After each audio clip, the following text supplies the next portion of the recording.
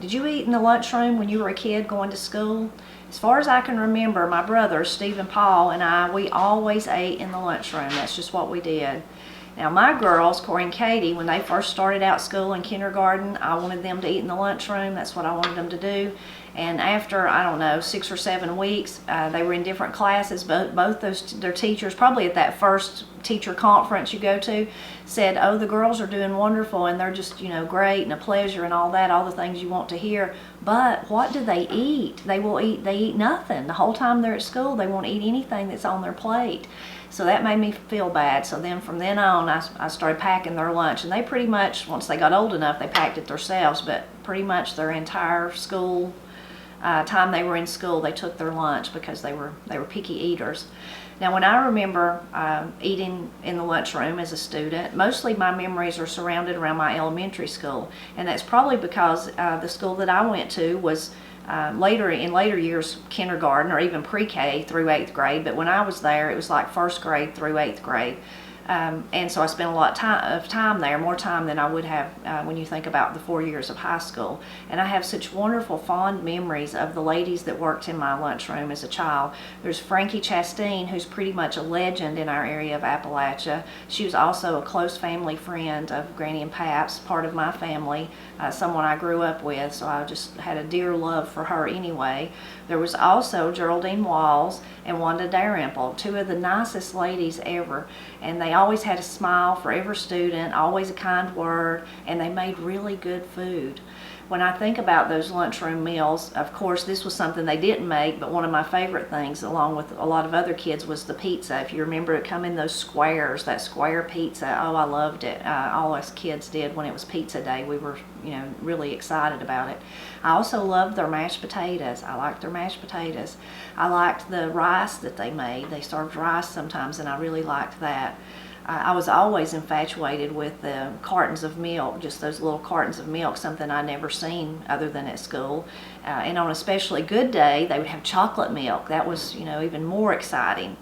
Probably the only thing I didn't care for was they would offer, some days they would have vegetable soup and a peanut butter sandwich. I could never understand how someone could just eat peanut butter with no jelly, so I didn't like that. Although, once I met Matt and married him, that's one of his favorite meals. He loves to have Papa's deer camp soup and a peanut butter sandwich.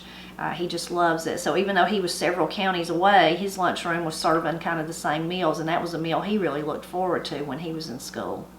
Another thing that I really loved that they made in my lunchroom, those wonderful ladies made, was chocolate oatmeal cookies. Now it's a very popular recipe, so you've probably heard of them yourself. Some people just call them chocolate oatmeal cookies. Some people call them no-bake cookies because you don't have to bake them. I've also heard them called cow patties because they kind of look like a cow patty. And then I've also heard them called preacher cookies because they're so easy and quick to whip up. So when the preacher comes and you didn't know he was coming by, you've got something sweet to offer him. You can just whip them up really quickly. So it was just one of my favorite cookies, favorite sweets that they offered in the lunchroom in those days. Of course, after I was married and had kids of my own, I remembered that, my fondness for those lunchroom cookies, and I wanted to make them too. Well, in the early days of when I was married, one of my younger cousins was also a student at March Creek School, all those years later going to the same school I did, and at that time the school put together a cookbook so that to raise money. I don't remember what they were raising money for, but he was selling the cookbook, so I bought one. So of course I loved flipping through it. It's a cookbook I use a lot. You can tell by how wore it is. And as I was flipping through it, I found that wonderful recipe for chocolate oatmeal cookies. But my favorite part of finding it was when I looked at, this is one of those cookbooks, you've seen them, I know, from churches and other kind of schools and community type things, organizations, where people submit their favorite recipes, which I think that makes them kind of the best cookbooks because people don't submit something that they're not really crazy about, you know. Anyway, I was thrilled when I noticed that the person that submitted the recipe for the chocolate cookies was a student, a girl who went to school with me, and she was only a grade behind me in elementary school. So I thought that was just the neatest thing. I thought, well, she never got over her love for those cookies either. Now there's all kinds of recipes out there. As I said, this is the one that I've made, tried and true all these years, it's my go-to one that I use. And I'm going to read out the ingredients to you. It's 1 stick of butter, 1/2 cup of milk, 1/3 cup of cocoa, 2 cups of sugar. That's a lot of sugar, I know. You could try backing up on it if you want to. 1/2 cup peanut butter, 3 cups 1-minute quick oatmeal, 1 teaspoon of vanilla. The only change I make is that 3 cups of the quick cooking oatmeal. I don't put that much in it. I like my cookies really chocolatey, so I back that up to about 2.5 cups because I love that chocolate. Who doesn't love chocolate, right? Anyway, so that's the only difference I make in them. But now I'm going to show you how easy they are to make. I'll put the link to the recipe in the description below so that you can go look at it. Be easier than trying to write it down while you're watching the video.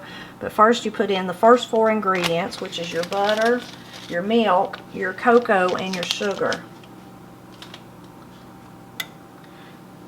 I kind of like to let my butter melt a little bit before I start adding the rest of the ingredients. So now that I've got let the butter kind of get melted, I'm going to add my sugar, cocoa, and my milk.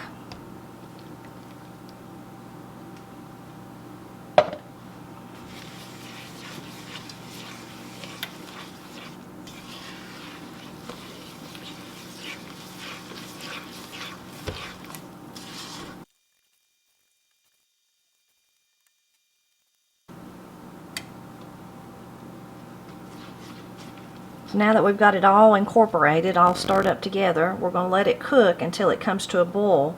Then once it comes to a full rolling boil, we're going to let it boil 1 minute.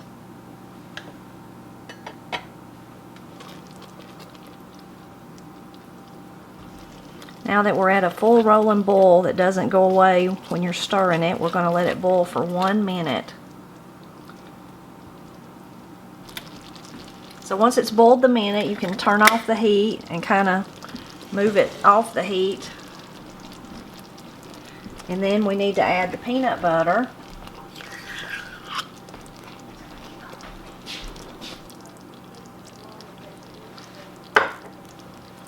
Stir that in, let it melt. I'm going to get my spatula back.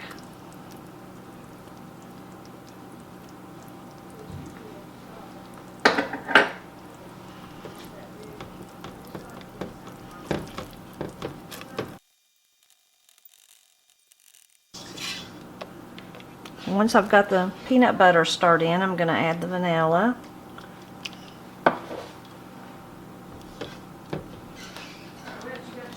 And then I'm also going to add the I'm going to add the oatmeal. I've already added the peanut butter. And I'm going to stir that in.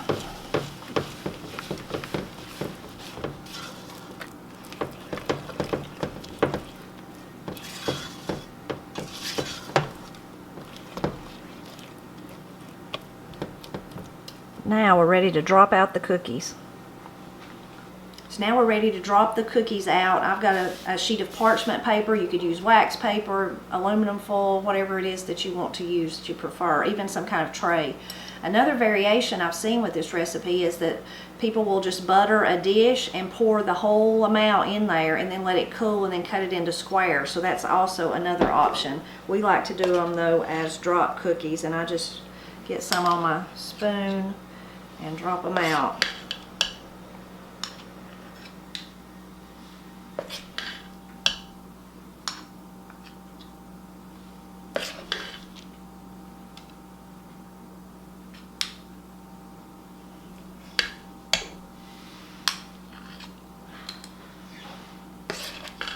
They begin to set up fairly quickly, certainly within an hour, but even quicker than that. They begin to firm up to where you could eat them.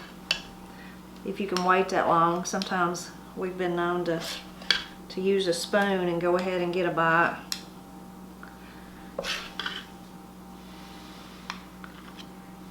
It's funny how you get in the habit of making stuff. For a long time, when the girls, especially when they were in high school, probably middle school and high school, I got in the habit of every Friday afternoon I would make pizza, homemade pizza, the dough that you let rise, and then I would make these cookies. So that was like a Friday night. Corey and Katie said it was Friday night was about eating pizza and chocolate cookies and watching HGTV. House Hunters. We love to watch House Hunters.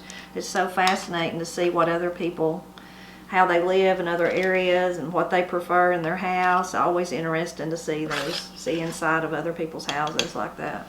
I'm a salamander farmer and I catch fuzz for a living and our budget is $2 million. That's how it always was. That part's interesting too, hearing what they do for a living and what their budget is, which was always way more than our budget could have ever been. Mm-hmm.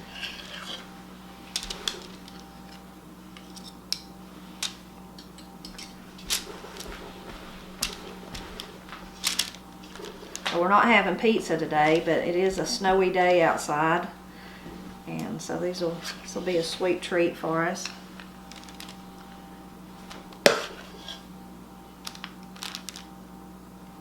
But you can see how easy and quick they are to cook up. I'm gonna have to move my over slightly so you can see what an easy cookie it is to make, whether you were in those days, the lunchroom ladies making them for a whole bunch of kids, or if you just needed a last-minute dessert to feed your family or to take with you to a potluck or something like that.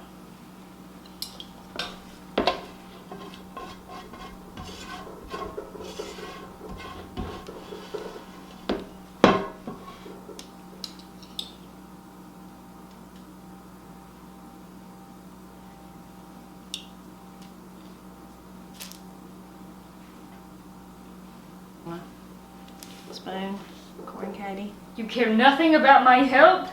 Well, Thank you. Just kidding. Oh, it's hot. I care nothing about my health. Just joking.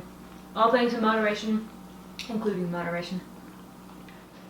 so the cookies have been out for, I don't know, about 20 minutes, I guess, and they're beginning to harden up. So I'm going to show you this one. And you can see, like I was saying, I lighten up on the oatmeal in the recipe because I love that chocolate inside. That's what I like the best. I mean, all of the chocolate. I like for it to be more chocolatey than oatmeal, I guess is what I'm saying. So these are still really soft. As they continue to sit here, especially overnight, they will get harder and harder. Hard to beat.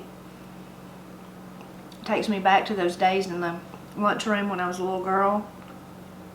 But also, of course, all the memories I have of making them. One of our family's favorite cookies. It's really such a simple cookie to make. As you might guess, goes perfectly with a big tall glass of ice cold milk. It goes good with a cup of coffee too. Just a really simple, easy cookie. I hope you'll leave a comment and tell me if you're familiar with them. And if you are, do you call them chocolate oatmeal cookies is what we call them. Maybe you call them no-bake cookies, the preacher cookie, or maybe or the cow patty, or maybe something else.